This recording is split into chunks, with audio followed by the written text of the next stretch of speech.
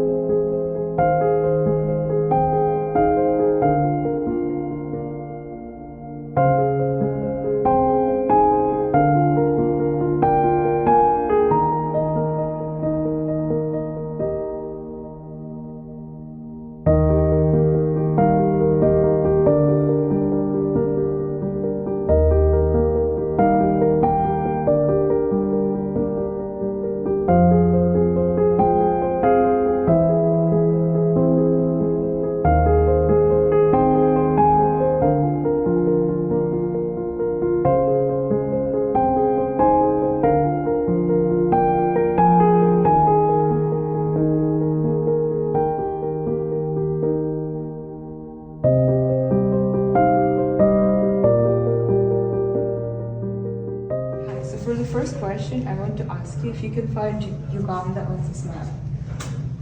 I think it's this one. You're very close. Actually, it is this one over here. This one right here? Yeah.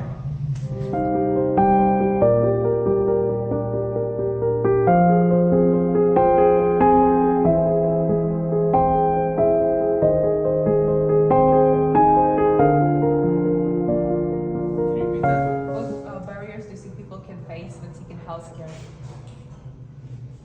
Access to healthcare, not enough hospitals, not enough doctors, not enough clean water, not enough poverty.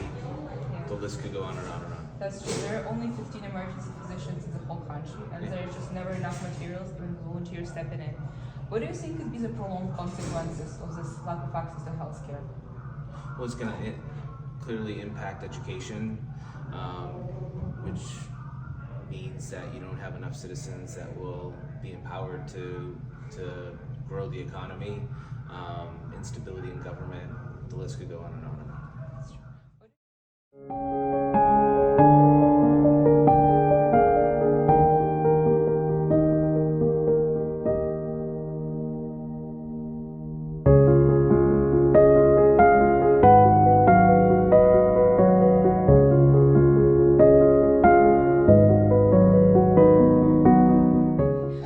Can be done on an international scale to help them? I think there has to be an investment from the international community into other countries like that, where when you think about a country like ours, like the United States in that way, how many doctors are here that could be, if they had much like Teach for America, or having moments like that where they could have programs that would bring doctors into those spaces that maybe they even potentially will stay.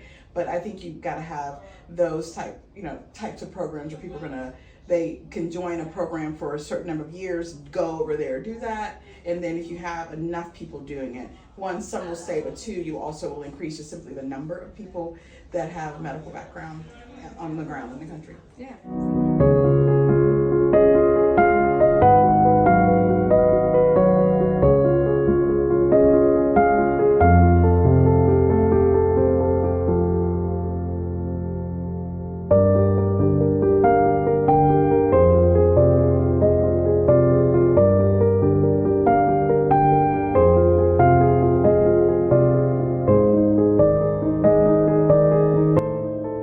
On January 20th, 2025, President Trump signed Executive Order 14196, initiating a 90-day pause on all U.S. foreign development assistance programs to conduct a comprehensive review. This pause led to the suspension of most U.S. aid-funded programs in Uganda, with exceptions made only for emergency food assistance and military aid to Egypt and Israel.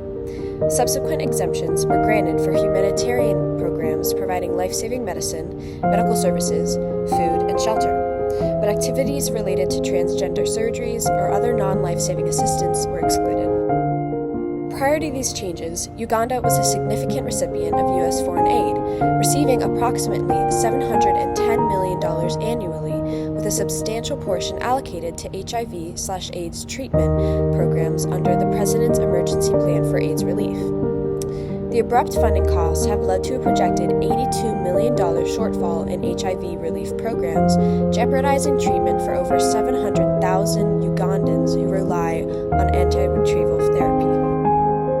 While some emergency humanitarian assistance continues, such as the $14 million announced in September 2024 for refugees and host communities in Uganda, the overall reduction in aid has severely impacted health services, refugee support, and development programs across the country. The situation remains fluid, and the full extent of the aid resumption or further cuts depend on the outcomes of ongoing policy review.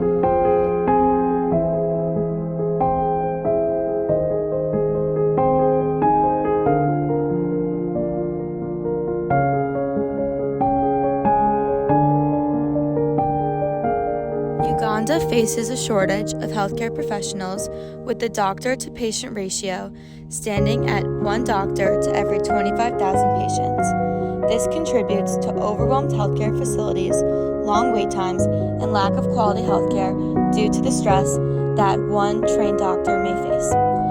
There is high absenteeism, according to a 2015 study that reveals 50% of healthcare workers in Uganda's public area were either absent or left work early to collect more income at another facility. Additionally, many trained professionals leave due to poor working conditions and bad pay.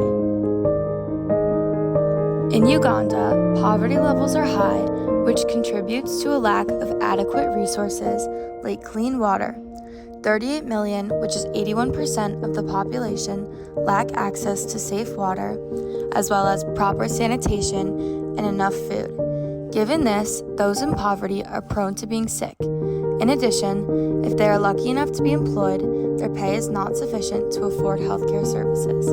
Unfortunately, Uganda lacks an established national healthcare insurance system. Most citizens pay out of pocket for healthcare service, which makes healthcare inaccessible for many. Even if one could afford access to healthcare, Uganda healthcare is underfunded as they only receive 6.1% of the national budget for the year of 2025, which is below the 15% target set by the Abuja Declaration. With this, there is a limited amount of services, facilities, and supplies. Many rural areas in Uganda have limited access to existing healthcare facilities due to poor roads and transportation systems.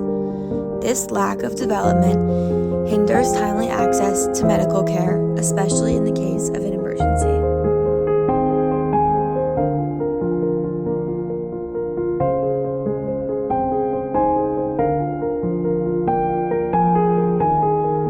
Even in light of aid cuts from the United States, Uganda is not left completely alone to deal with a healthcare crisis. It received aid from NGOs on local and also on international or even supranational level. One of the most persistent supporters of Uganda remains WHO.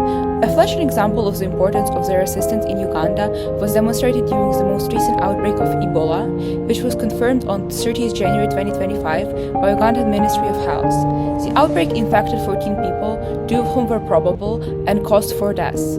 Even with the assistance of WHO rapid response team were deployed to the ground, identifying contacts of confirmed patients, collecting samples for testing, setting up training units, educating the community, and also conducting isolations to prevent the spread.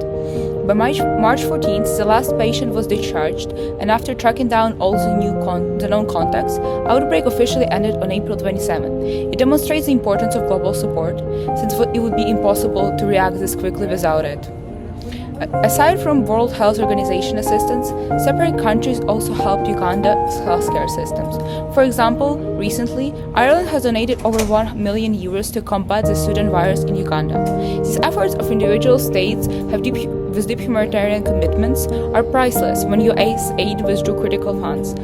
If more European countries took on similar responsibilities, or other developed countries within global norms, stepping in would decrease the devastating impact of the financial cuts on the already problematic healthcare system in Uganda.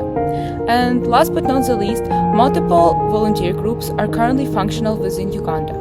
For example, Coalition for Health Promotion and Social Development, HEPC Uganda, is a non-governmental organization that promotes the health and socioeconomic rights of vulnerable individuals, groups, and communities. Their most notable projects include advocacy, HIV and tuberculosis monitoring, AIDS vaccine advocacy, assisting local governments to expand COVID-19 testing facilities, and so forth. Another group that is probably most known for their efforts to assist healthcare worldwide are Doctors Without Borders.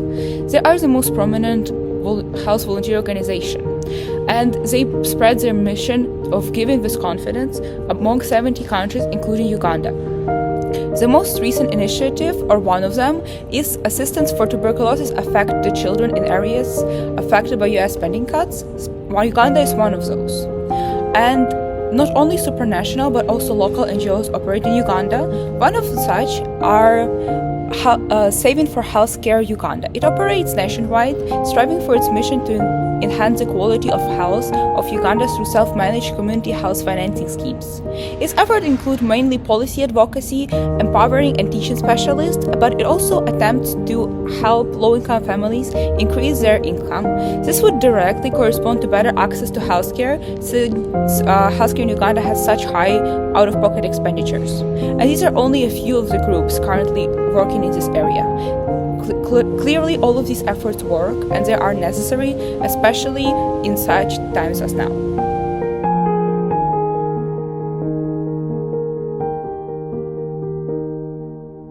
It may seem that as high schoolers in America, we are not able to have any impact on such a large-scale crisis in Uganda. However, any small effort can go a long way. And even though it seems as a knee-jerk reaction, the first step is to raise awareness. While conducting a small survey among LFA, 7 out of 11 respondents rated their knowledge about healthcare in Uganda a 1 out of 5 on a Likert scale, and only one single person rated it a 3. Nobody went above that.